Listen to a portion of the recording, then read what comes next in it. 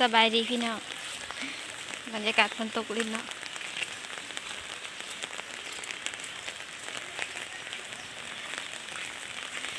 ฝนตกลิ้นพี่น้องอยากไว้ทางใดก็โอ้ยนั่นน้องเมย์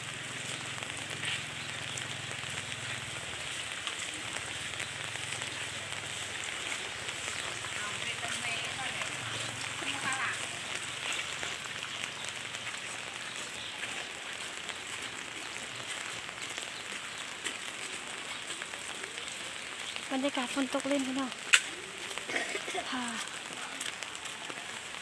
เวลาสิเป็นลมแล้วเนี่ย